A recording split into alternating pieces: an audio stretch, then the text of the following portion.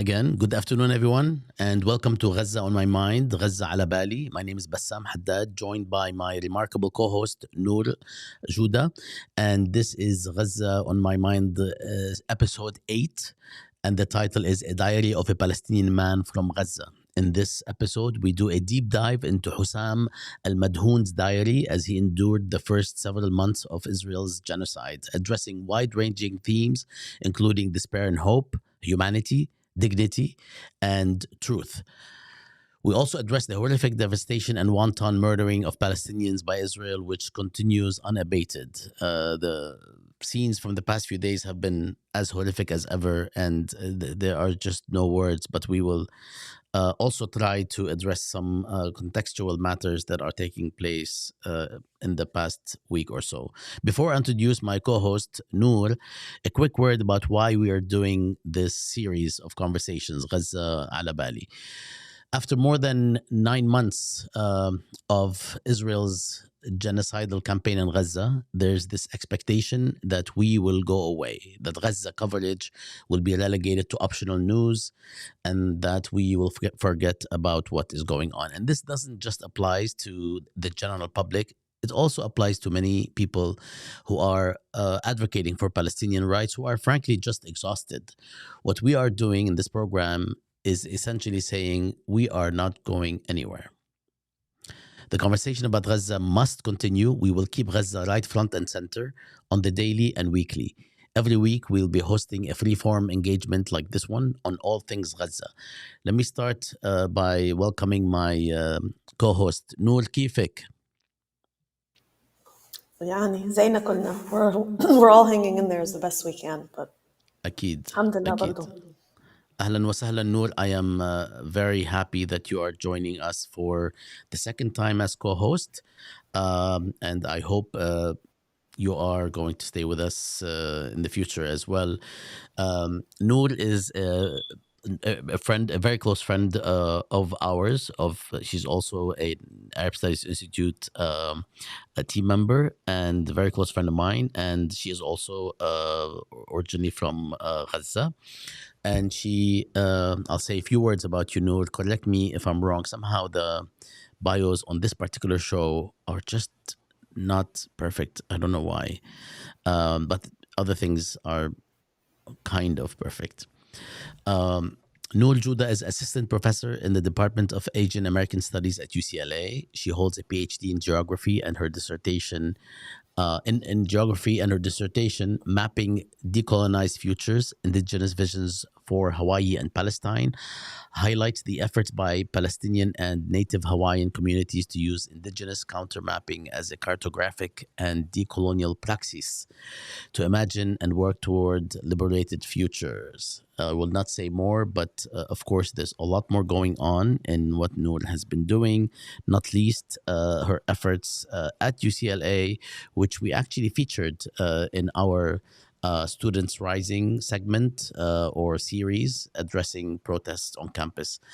Noor, what are your thoughts? يعني نحن, we are now in this program, we are intentionally being conversational. We're being as non-systematic as possible, you know, including some structural things. كيفك شو أخبارك? How are you doing? شو عم بيصير معك? What are you thinking about? What's striking you? Before we introduce Hossam, خبرينا على شو عم بدور I براسك. think, lately, also to clarify, families from Gaza, I didn't grow up there, but just for folks who have not, seen me before. And actually, our guest, Hossam, is from a neighboring village in Majdal, and our family's from Estud. So technically, we were supposed to have been lifelong neighbors, but the world didn't quite work out that way.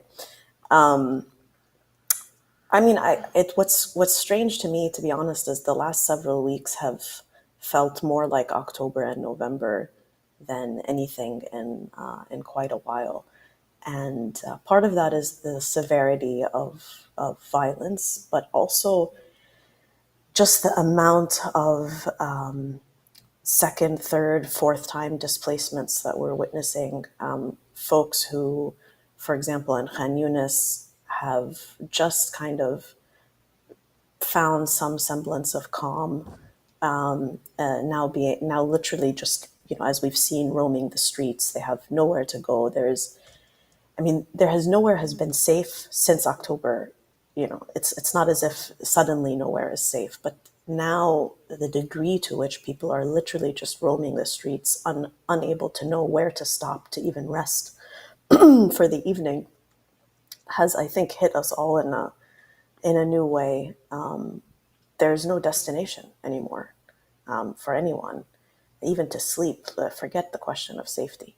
So I don't know. I think the last couple of weeks have been particularly difficult to process. And then, as you mentioned, here in the U.S., at least on the West Coast, we only a couple of weeks ago ended our quarters. So for those of us who have been doing a lot of student support and so on, no one has really even had a minute to kind of process or debrief. Court dates are starting. And I think it feels like everything is hitting from all sides. Absolutely. And one ray of potential good news is that it is reported, طبعا, who knows what that means. It is reported that prospects for a ceasefire are increasing significantly, not least compared to last week, where we were almost on the verge of an Israel-Hezbollah war. And it looks like there is a lot of intervention from outside actors who are not interested in this war. And we do know that huge parts of the Israeli establishment are not, neither are a lot of the people based on polls inside Israel. And we do know that Hezbollah is not interested in a war. So I'm hoping that this the ceasefire takes place, because once that happens, if it does, the prospects of a regional war will decrease, but they will not disappear, unfortunately, because the attack of Lebanon, the potential attack of Lebanon, is not just about Gaza. It's also about Israel recognizing the deadly threat from Hezbollah. So without further ado, let's bring in Hossam. أهلا وسهلا حسام. اهلا بك حسام، نحن سعيدين انك معنا مرة تانية. We're happy you're with us again. We are very excited that we are going to get to hear from you about your diary, about your journey. فمنحب we'd like to start by asking you, how are you, before I even share a little bit of words about your bio. كيفك? Well, to be polite, I must say, okay, to be honest, nothing is okay. صح. Nothing at all is okay. I'm sorry for that. هذا الوضع هيك يعني أنا ما بعرف، صار لي 9 أشهر لسه لحد هلا ما بعرف what to say when people ask me. I don't know what to say when people ask me, exactly. how are you? So you understand me. Yeah. أهلا. Nowadays, when you ask someone in Gaza, how are you? You just look at you and keep silent. على كل حال نحن هون حتى we are here to talk more, learn more, and stay in touch and make sure Gaza is centered in various ways. It's summer. People have disappeared from many places in what we are used to, like universities and even just cities and towns and so on. People are on vacation. They're not always logged in. بس نحن ماشيين. We are moving forward. We're not stopping. We are very happy to have you, Hossam. Let me say a couple words about Hossam. Hossam is a child protection officer at MAAN Development Centre, leading a team of more than 115 counselors and social workers who are providing psychological support and psychological first aid for children and families displaced from their homes to shelters in Rafah, Khan Younis, and the Middle East and the middle area in the Gaza Strip. He is also a 30 years drama activist, actor, director, and trainer in drama, in civil intervention, education, and drama therapist. We are again delighted that you are joining us, and Noor and I and yourself will be having a conversation, starting with what is it that you are hearing right now from your friends and relatives in Gaza. You have left Gaza in the past couple of months, and we'll talk about that journey. We'll also talk about your diary in the next hour. We promised an hour, so that we'd like for this conversations to be circulated, and shorter conversations in the summer usually get circulated more. فإذا فيك تقلنا شو عم تسمع مؤخرا? What have you been hearing recently? Well, the situation is just getting much worse with really a starvation. There is a real famine, a purposive famine is in Gaza. Besides the daily killing, the daily dispositioning people from place to place. They enter a city. Well, they threat a city, like for example Khan Younis. So everybody leaves. They invade, they destroy everything, and then they start with Rafah. They ask people to go to Khan Younis. People go back, trying to start again between the rubble. In some few houses remains and many tents here and there for those who are able to provide, buying a tent or plastic sheets to build any kind of what they can call it a shelter. And then few days ago again they start to throw from a helicopter leaflets asking people to leave all of Khan Younis again. So again, people have to run, and of course, they don't wait. They don't give people a chance of a few days to start to pack up things and to collect their remainings and to move quietly. No, immediately the shelling, the bombing, the killing started, and people ran for their lives with nothing, and people again and again have to start from zero. While they have zero, they have to look for a place to stay in. They have to look for a tent or plastic sheet or a shelter where tens of thousands of people are spending days and nights in the street, in the nothing. Actually, not street, because there is no streets. All streets are destroyed. So they are in the outside, and that's it, you know. And just imagine what is happening to the people, to the children, to the women, pregnant women, old people, bedridden people, people with disabilities, thousands of injured people who have been discharged prematurely from the hospitals because there is no hospitals anymore. So their families have to carry them and to run away with them. It is absolute catastrophe, and it is going on every day in every place. So whatever place they enter, they destroy, they kill, they leave in a few weeks or 2 3 couple of months, they come back. They did it in Khan Younis, they did it in Beit Hanun, in Jadaliyya, last week in Shija'iyya, and they continue. They're just squeezing people, creating much more suffering and torture for the people. During this, they kill some of them. They continue the killing, they continue the slaughtering of the people there. People are in absolute despair, absolute famine, no water. The access to water is so almost impossible became for people. People have to stay on some water desalination units for hours and hours only to fill a jerrycan of 18 liters, which you don't know how it will be enough for a family of 5 or 10 or even 20. It is horrific what's happening. It is just terrible. And people are exhausted, really exhausted. They gave up. I mean, some sounds from the outside, they say, wow, bravo. Palestinians are very resolute. They are heroes. I'm sorry. They are human. They are normal people. They are not heroes. They are not Supermans. And they lost all ability of resolute. No resilience anymore. It is only negative coping mechanisms trying to just stay alive with whatever available and whatever comes to them. displacing them or killing them or destroying them. They just adopt and fight their own way just to stay alive and nothing else.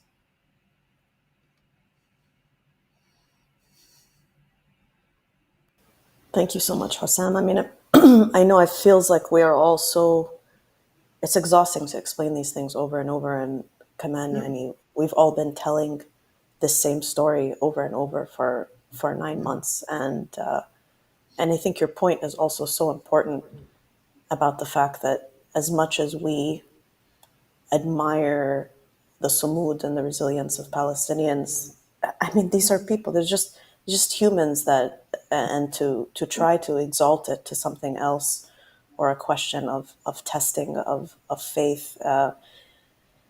It's not only is it not helpful, it's also, I mean, on many ways, it's its own level of kind of insulting to the experience of what people are going through. So I appreciate so much you sharing that and mentioning that. I wanted, before we get into the diary, if you don't mind, given our sharing of your bio, if you could share a little bit about your work with children and also what everything that has happened now potentially means for that work. I mean, so much of what we have been seeing in the last 9 months, obviously children are disproportionately affected, so much more than any other population. And for a lot of reasons, from just our own reactions, our human reactions to things. It's particularly painful, obviously, to see so many of the videos of not only children killed and maimed, but those looking for food, those who have lost family, orphans, etc. And I mean, I think something that's in everyone's mind is, what do we do for these kids on day 2, on day 3, on a year out from now? And what does it mean for us as a larger community to take care of them and support them? So I'd just love to hear from you, given your experience doing so much work with children, on any thoughts you have. Sure, sure. So I'm in this position with the MAAN Development Centre since 10 years, 2014 assault on Gaza, where we found it very essential to support the children with some resilience program, counseling services, recreational activities, which would enable them just to cope up with the traumas that they are hit with during the assault since 2014. No, even, well, in MAN, it is this kind of intervention started since 2008-9, but I joined MAN in 2014, and it is an absolute service for the children, especially those who are having much more complex child protection concerns beside the psychological distress, the work labor, the domestic violence, the child marriage, or the injury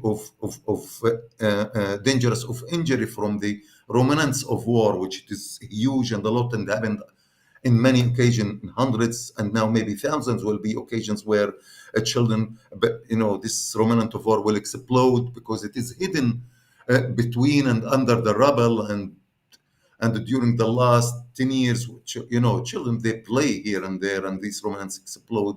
Many children killed, many lost fingers or hands or legs or eyes and so on. So this is what we are trying to keep doing now. And luckily we have partnered with UNICEF, with Save the Children, and some other international organizations.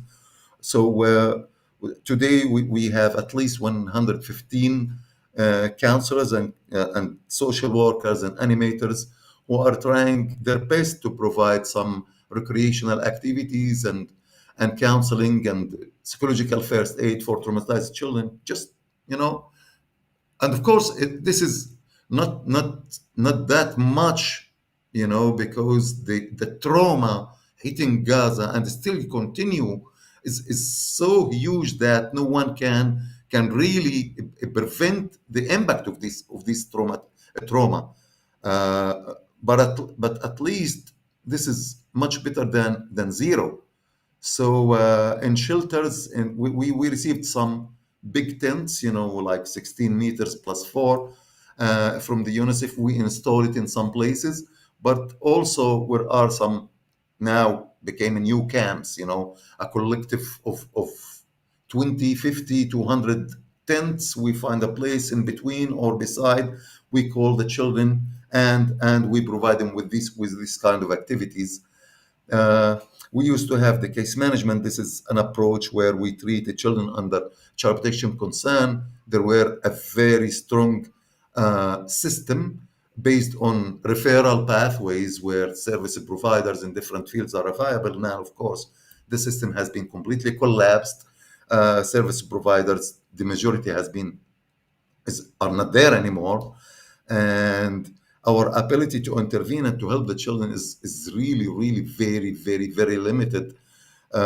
In MAAN, we have many other interventions. Luckily, food security, so we distribute some food aid here, some hygiene kits, dignity kits for family, for women. But yet, this is not meeting even 0.5% of the real need of the people. There are 2 million people there, 2.3 million people there, and the humanitarian aid is interrupted. The Israelis is not allowing it. One of the main purpose of the Israelis to create this humanitarian crisis inside Gaza, to create this famine and this purposive starvation among people. مش عارف in English بالعربي كي الوعي يا بسام. أنا ما بعرف كيف بتترجم بالإنجليزي، بس يبدو إنه they meant to hurt people in a way that this pain would last forever with them, starting with the children and the adults as well. So they want people to collapse, to be destroyed, especially that they destroyed everything that could make any recovery on the infrastructure, all types of infrastructure, starting with the education. No facilities for education, no water, no infrastructure for water, no sewage, but the solid waste, the garbage is tons of piles of garbage surrounding the people. There is no collection anymore of solid waste. So imagine how people live, how many waterborne diseases spread over among the people, how many, and at the same time, there's no hospitals. There is no health care at all. That system is also completely destroyed. So it's an absolute genocide. And I don't know, people are afraid that they might find a path for the Palestinians to leave and then to completely empty Gaza. Well, this will not happen because people, for sure, some people will leave if they have the ability to leave. But believe me, people attached to their place, they are attached to where they born, where they live. They are attached. It's not only the land. It is the social network. It is where I lived and I grow and I have my memories. This is not a thing community. that you just There's a can community give there up regardless. and just leave because it became difficult or because of the destruction around you. Right. Yeah. Take a breath. Yeah. يعطيك العافية. No, يعطيك الله العافية. Really. It's, yeah. حسام قبل ما يدهمنا الوقت Yeah. بنحب نعرف we'd like to know, to learn more about when and why you started the diary, even if the answer might be somewhat clear in some ways. No, it's not clear, not even for me, believe me, Okay. Bassam. Actually, I'm not a writer, I'm a theater maker.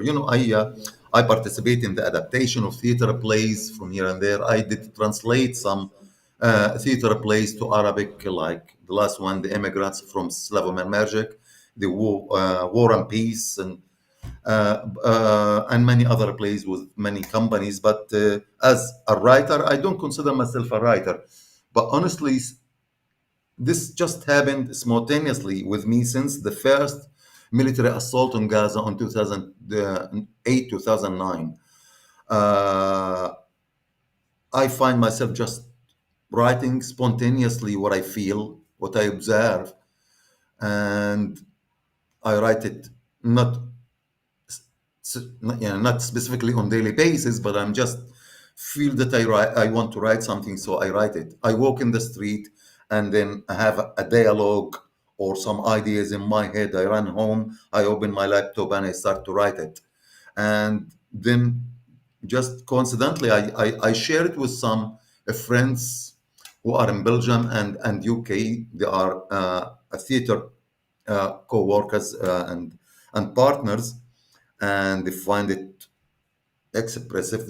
They start to share it here and there. I did it in 2014, and it was published also, some of it on a website. I don't know, maybe you know about it. We Are Not Numbers. So if you go to the oldest, you will find me there in several writings during the war. The same on 21, 22, 23, the last May. And during this war also, I wrote like 150, 20, 25 now. I don't write every day.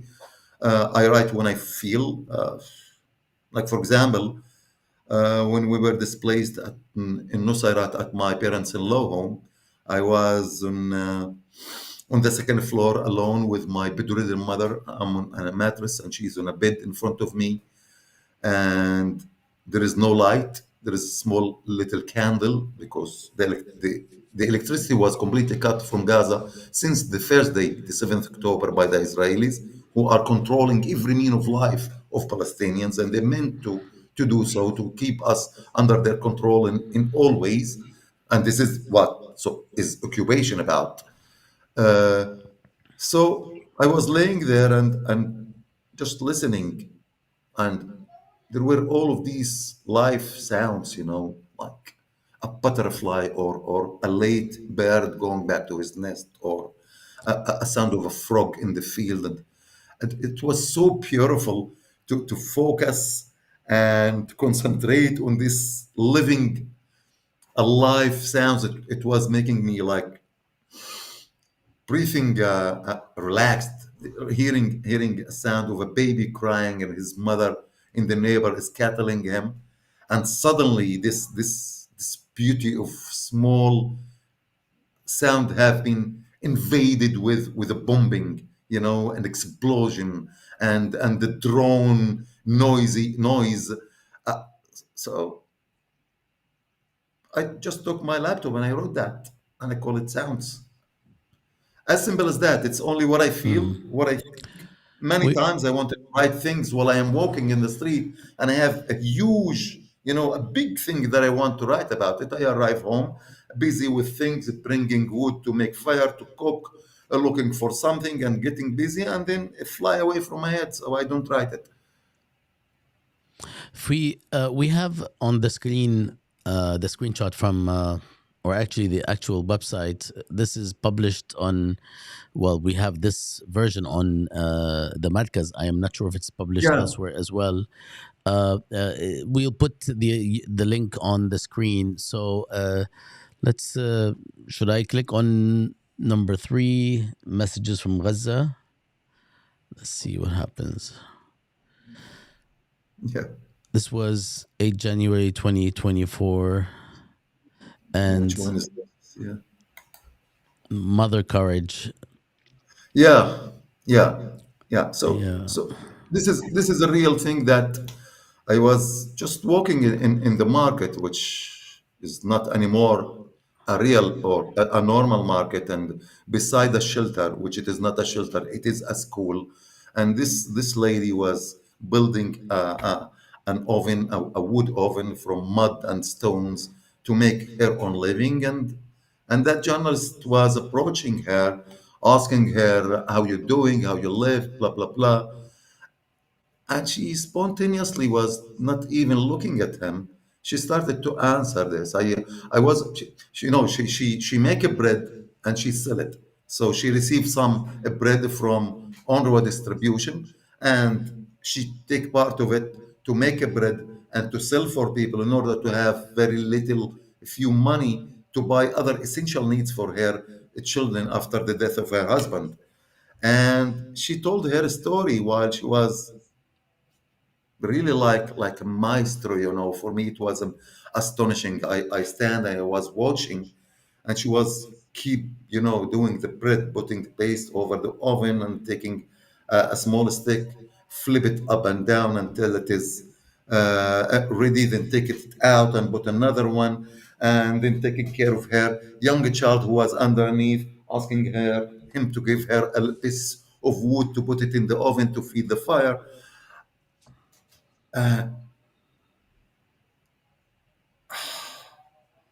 That was so touchy for me, and I took the bread after that interview and I ran home to write this.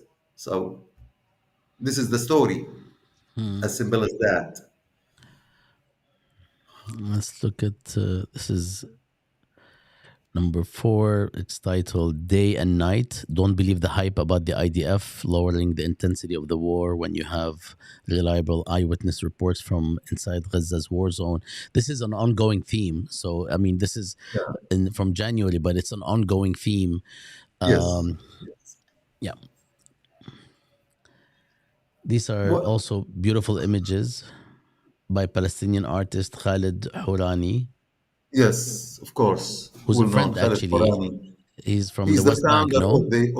of the watermelon as the symbol of Palestine nowadays. This is Khaled Forani. He's an Yeah, he's amazing artist. خالد من الضفة لا. من الضفة من Okay, الضفة yeah. صديق Khalid. I just wanted to make sure it's the same person. Yeah. And yeah, these are really wonderful images. And this is number 5. This is February 2024. Inside the nightmare that has become Gaza, from hospitals to Rafah, a first-person account of survival inside the places carpet bombed, shelled, and sniped by Israeli forces. Yeah. Yeah, go ahead. No, just only from time to time I feel that, but we are, what I most hate when I see in the news that are becoming numbers, and the value of being a human is getting lost. So, but at the same time, the numbers of those fatalities, the victims, the Palestinians, are also shocking. So I just wanted to share because it is published almost on daily basis, those figures on OCHA website. The Office of Humanitarian Affairs Coordinator. They put these figures, so I took it and I put it. But I wanted really to put it in a way not as a statistic, but as a provocative way to provoke people to shake them. Come on, wake up! Those are not numbers; those are human beings.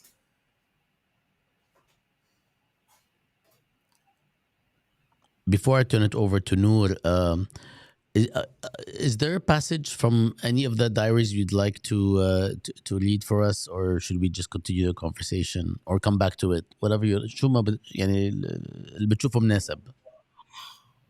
والله ما انا عارف يعني يعني بقدر يمكن ممكن اقرا اخر شيء انا كتبته قبل كم يوم، اسمه كي، مش عارف اذا انا شيرته معك ولا لا يا حسان. بتامل اني اقدر امسك حالي وانا بقرا فيه، بس يعني ممكن. Well, that would be great. I think if even better if it's not on the site yet, if it's something new that you'd like to share, yeah. Yeah, feel free. Pleasure. Yeah, but after you, Nour, please. No, please. I think you go ahead, and then we can keep talking after you read. I need to take it out and to open it in front of me. Okay. So while he looks for it, Nour, are you, given that this is not a a teaching, how are you feeling about what are you think? I understand that we are all cynical. Nobody believes what the U.S. government specifically is saying, even more than the Israeli government, because of the disappointments in the past 9 months, or of course the Israeli government.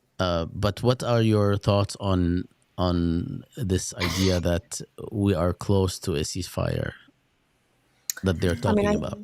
I joked with you before we went live. I feel a little bit like Lucy in the football and Charlie Brown. Every time somebody brings it up, then you go and you keep, even though you know that someone's going to pull the football away, you kick anyway, and you just end up falling right on your ass, so to speak. I think that's kind of where we all are at this point. I'll believe it when I see it. I will be, very happy to be surprised, but I am not holding my breath. And I think the hardest part of it is not just the disappointment, time after time of ceasefire, in particular honestly, after the late April announcement, where we actually saw the celebrations in the street, and I had family. This was prior to the full invasion of Rafah. Family in Rafah sending us videos of folks celebrating in the streets, and you could hear the whole neighborhood cheering. And then to go from that to 2 days later, the beginning of the invasion of Rafah was just really, really kind of hard. And I can't even imagine for people there that level of disappointment and despair that Hossam was sharing.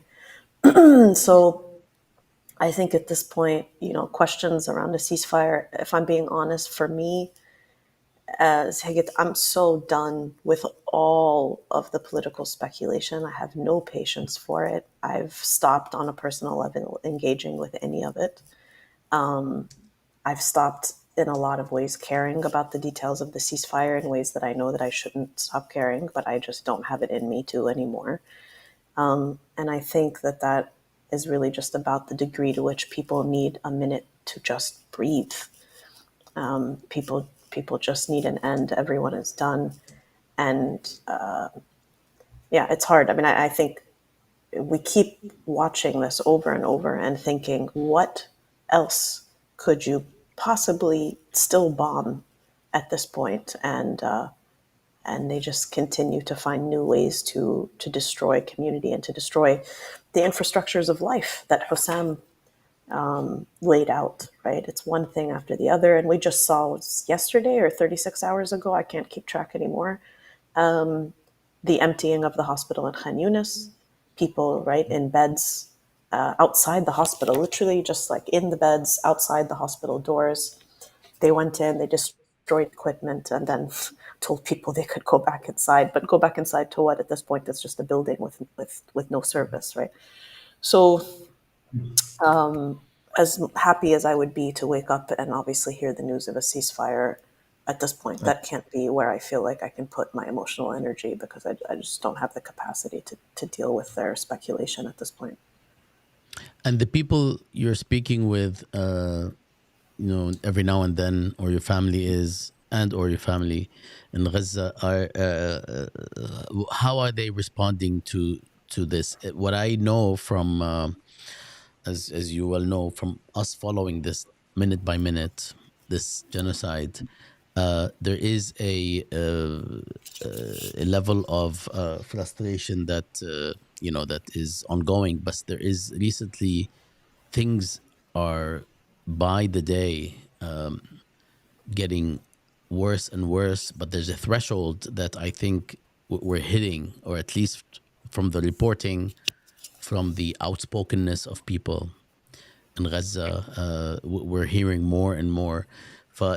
How welcome does it seem that this news is in Gaza from your correspondence?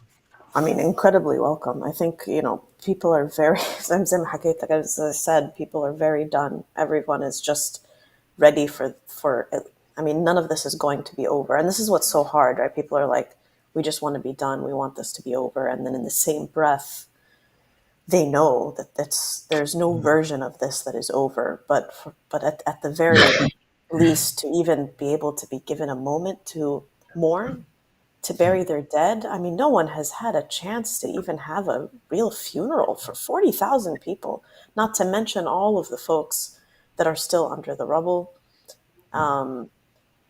And, we have seen obviously incredible stories of people who have gone back to their homes and cleaned up their homes and kind of moved back into their houses, which, like Hossam says, it shows the incredible resilience of Palestinians. But these are not easy things to experience either, and people are still broken in many ways. And so, yeah, I mean, I think the news of a ceasefire is beyond welcome. Of course, you will always have populations, rightfully so, given everything they've gone through, who are very concerned about what the details of that looks like. And we all are on an intellectual and a long-term level. But in the immediate run, everyone needs this particular phase and this version of this genocide to stop. Because also, I mean, as we've been saying for 9 months, the genocide also doesn't start on October 7th. It's been 76 years of genocide. And this is obviously a very heightened, intense version of what has been happening for 76 years. And so this particular phase of the ongoing genocide needs an immediate halt. At the very least, to think about kind of what comes next, particularly for Palestinians in Gaza, but Palestinians, nationally as well.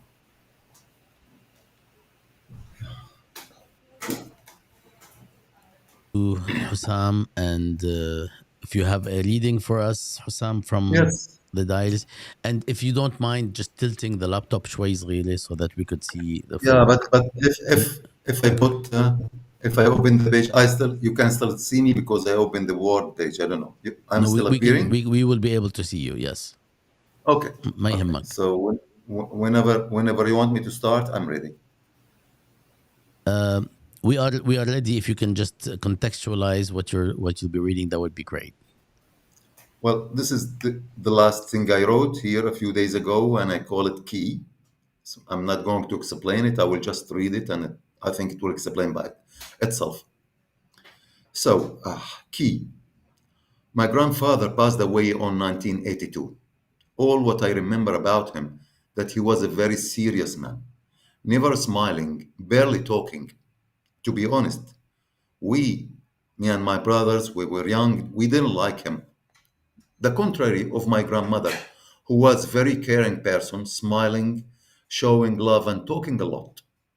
Most of her talking was about her life before 1948 in Al-Majdal, 25 kilometers from Gaza City to the north. She talked about her big home, the huge land they owned, and her work in the field with her husband, especially in the olive harvest season. My grandparents were not communicating much, but I remember one day when my grandmother shouted at my grandfather. It was one of the summer days afternoon. My grandfather was taking out a brown, sorry, a brown leather bag out of the closet. It was very old bag. He took it out carefully. He opened it and started take things out of it. It was several papers, old papers, almost yellow, full of writing on it and many stampings underneath each page. He put all the papers side by side. He started to take one after another, look at it, and then put it back on the ground in order. It was 5 or 6 papers. Then he took out a key, an old big key. Looks funny comparing to the keys of nowadays. He holds the key in his hand and closed his eyes. Out of his closed eyes, I could see tears coming out. What? My grandfather is crying? This serious, frightening man is crying? As a kid, I almost laughed at that image. It was astonishing to see him crying. Suddenly, my grandmother entered the room shouting at him, "Don't you want to stop? It is not helping anyone. It is not helping you. It is not helping me. Stop taking these papers out. Leave this key. Throw it away. We will never go back. Do you understand? We will never go back." She said the last words, and she fell in deep crying, like a hungry baby, crying like I never saw a human crying in this way. My grandfather held her hand, pulled her toward him, hugged her, and they went both crying. I was afraid. I could not stay there. I left. I never told this story to anyone before. I don't know why. My grandparents, with their sons and daughters, left Al Majdal on 1948. They ran away with the arrival of the Jewish gangs like the Haganah and Shtan, who committed massacres in many villages in Palestine, massacres in the Tantura and Deir Yassin, in Kafr Yassif, in Kafr Qasim, in Beirut, and in many others. On 1948, almost 1 million Palestinians were expelled, dispossessed, and forcibly moved out of their lands, homes, villages, towns, and cities to become refugees in Gaza, West Bank, Jordan, Syria, Lebanon, and many other countries. My grandfather, with his family, took refuge in Gaza, not far from home, holding his land ownership documents and his home key, hoping until the last breath in his life to go back. He did not. Palestinians forced to leave their homes on 1948 waiting almost 80 years now, and they did not go back. Before they die, they hand over the documents and the keys to their sons and then to their grandsons and still keep on with the hope. Today I am in Egypt, in Cairo, 500 kilometers away from home. Left my home with almost nothing but some clothes, and guess what else? The key of my home. This is what I have today. Only a key holding in it all the hope to come back home. The Israeli army controlled the only border with Egypt. No one can go in or out. Yesterday they destroyed all the premises and the buildings in the crossing point. Now more than 8 months away from home. My home seems far, far away. Am I going to wait another 8 years to go back like my grandfather? Am I going to lose my ability to smile? And then my grandsons and daughters will dislike me? Forgive me, Grandpa. I'm sorry. I was young. I did not understand. I love you.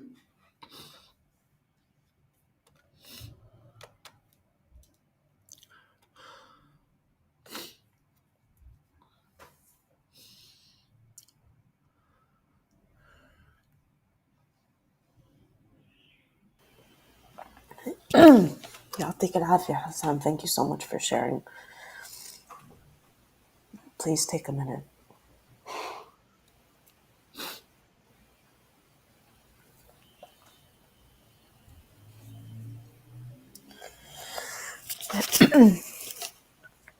I mean, I think يعطيك العافية. I mean, I think so much of what that story also points out and why it moves me and would move anyone that was listening to you, especially Palestinians, or for that matter, Syrians, Iraqis, Sudanese, anyone who in the region or in the world has really experienced displacement at a multi-generational level, is that we see these processes repeat themselves over and over and over. And we relearn the trauma and pain of our parents and our grandparents in our own ways, which also becomes its own indescribable experience to have to process, in the way that you talk about your grandfather and being able to understand what he went through for the first time beyond kind of an intellectual or abstract theoretical one. Not that you didn't live through, obviously, decades of occupation in Gaza, but to feel for the first time that distance from your home is something, obviously, that strikes at us in different ways. So thank you so much for sharing that with us. Thank you. Thank you for Absolutely, listening. Hossam. Through you. Yeah. سوري بعد بعتذر that we brought these emotions back. بس شكرا, thank you for sharing with us, and I'm assuming this will be released soon. I hope. Yes. Okay. Okay, All right. Well, you know, we استنفذناك. We exhausted you. يا لا، مش انتوا يا حبيبي، مش انتوا. احنا استنفذنا بكل الاشكال وبكل الطرق وعلى مدار حياتنا كلها بسبب هذا الاحتلال الغاشم. هو الشيء الوحيد اللي مستنفذ حياتنا. عندنا القدرة وعندنا الإمكانية وعندنا الرغبة في الحياة، فقط في الحياة. بس بدنا ال opportunity and nothing else. We just want to be free where they want. Freedom is a human instinct, and everyone will always be eager to be free, and they must understand. What is astonishing me with the West, that when they saw any movie talking about freedom, like Braveheart, for example, how they admire all of those fighters for freedom, and they see them absolutely on the right side. They see them heroes, and when it is comes, and in many episodes, many movies, many series, many sub operas, whatever talks about people are fighting, struggling for freedom from an oppression entity or occupation, people will hooray for them, while on reality, on the ground, while we are just looking for freedom, the majority are treating us like lunatics or like terrorists or like what I don't know what. This paradox is really driving me really frustrated, angry, and sad. شكله على آخر, بس يعني every single analyst, whether they are critical of the genocide or not, are minus, of course, minus what is going on inside Israel, is actually addressing the beginnings of the end for this subjugation, which takes many forms. I don't know. How do you feel anything about this, or is it something that you don't want to think about right now, in terms of what's going to happen after? No, I don't want to make any. Oops. Sorry, it's the jump over the table. This is a Okay, Gaza. he wanted to participate. Terrified by the bombing, and now when he hear any loud sound, he's getting Hossam, very, is very excited this and a afraid. Maltese? Sorry for this interruption. ولا يهمك. No. Is this a Maltese? But I don't know. I think yes. طب We نحن are lucky, يعني we're lucky that we were able and we are allowed to take him with us from Gaza, in fact. نحن طبعا حنضل نحكي معك حسام. مش رح يعني حتى لو اطلقنا سراحك اليوم بدنا نرجع لك. هيدي حق بتشرف عليك. بتشرف، الله يسعدك. حق تسلم عليك، تسلم. لانه عم بت يعني عم مشاركتك كتير مهمة لنا. وإذا خلصنا هلا قريبا يمكن Nour might have a last question, but we would love to have you join us again for conversations with others as well. Nour, would you like to close with anything in particular? But let me just say before you do this is a collaboration under the Palestinian Context Project, or the Gaza and Context Project. The reason it's officially called Gaza and Context is because we're addressing Gaza, but the larger project is called Palestine in Context. And the reason is that we do not believe that this is going to be restricted to Gaza, and it really is not in any case, if you are watching not even carefully.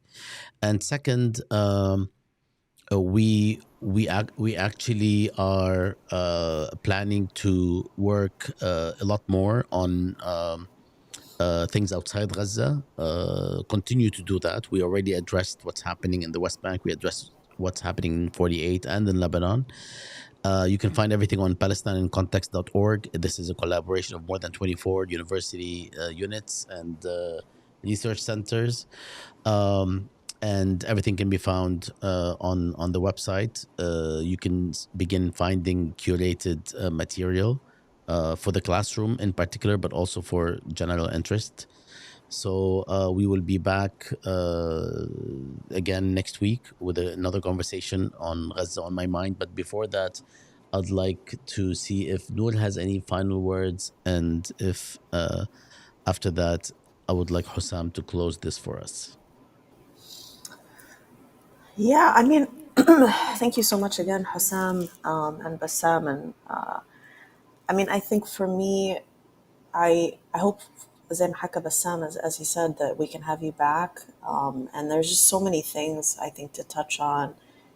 We didn't have time to really dig into today, not the least of which is sort of this question that we started to scratch the surface of the child protection work and what that's going to mean, and the kind of trauma counseling that's going to be needed literally for every human being in Gaza. At this point, I don't think anyone is not going to be in need of counseling, whether they admit it or not.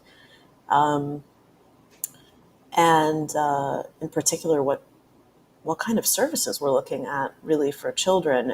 I mean, we've talked throughout the year of this term, the WCNSF, right? The Wounded Child, No Surviving Family sort of category that's been created as a result of this heinous genocide. And what is that going to mean? Not just in respect to a community that is not really particularly used to the concept of orphans in the traditional sense of the term, right? We are so, Palestinians and Arab communities in particular, so used to the concept of families taking up kids. And obviously that will continue to happen whenever possible. But we are going to have a population of children to a size that we really have not had before in Palestinian society, where that is not necessarily an option. And what does it mean to sort of create homes and community and support for those kids? And then also, I would, certainly end on whatever note you feel like, Hossam, but I think it may be helpful for some folks, if you wouldn't mind, maybe sharing a bit about what it is to be in Masr right now, what it is to be in Egypt right now. Obviously, the journey to get out is its own ordeal, but being in Egypt is also, right? I mean, there's so many services that you don't qualify for. Rent is obviously being spiked by Egyptian landlords because they know of the sort of question of need and availability and demand. So anything that I think you want to share with our audience that maybe is obviously something they're not hearing about in media, even what we would consider better or good media, would be great. And thank you again so much for joining us. Thank you. Well, being in Egypt, this is absolutely another story and needs lots of talk. So we are just refugees again, displaced again, just like maybe not under bombing, but we are really suffering just the same. No, not the same. We are suffering, but not the same. We are anxious for our family, our beloved one, our mothers, brothers, niece, everyone there. But here, life is really devastating, really. And maybe in another episode we can talk about it in more details. But I would like to end our meeting now with transferring this message, which you are doing at the first place. Please don't forget Gaza and keep it in mind, really, because they are human beings and they deserve an equal opportunity like any other human being. So please keep Gaza in mind. Well, I mean, we hope that this is the case, but it's not going to be automatic. As I shared with you last time, I think when we spoke, Hussam, and Noor has heard me say this a million times. The truth is that after 9 months, even those who are not under the bombs are exhausted simply by following, the news on social media. and the summer actually is a time, and we could tell from many indices. There are so many indicators that people are tuning in less, reading less, sharing less. You can tell by a number of statistical indicators, and therefore, it's going to take an effort. It's going to take initiative to keep Gaza right front and center. And I know for a fact that September and the return to school everywhere, not notably here in the US, it will actually constitute a return, a revival of advocacy, activism, and resistance at all levels. And this is actually a topic we're going to talk about also sometime soon, the question of resistance, including the legality of military resistance to occupation or armed resistance, which is something that is sort of disappears under the rubric of disinformation about terrorism and so on. But it will come back. In the meantime, we're going to keep things afloat. We're going to be speaking with more people from Gaza and actually from elsewhere, including Europe and so on, who are also witnessing this genocide. So we will heed your advice, Hossam. Shukran كتير. Shukran كتير also to Nour for joining us again as co-host. Nour doesn't know that she will officially become a regular co-host, but she will with time. I always rope her into projects and she ends up being really wonderful and so productive. So sorry, كمان هيدي مش حق علي حق عليكي. So thank you all for joining us. Please feel free to donate on any platform. This URL that we have, gofundme.com/f/watermelon, watermelon relief, is a wonderful source, and we are still awaiting the creation of a longer list, which we will also put on palestiniancontext.org. شكرا كتير to everybody. شكرا Hossam, شكرا Nour. Hossam and everyone stay safe, and we will see you next week.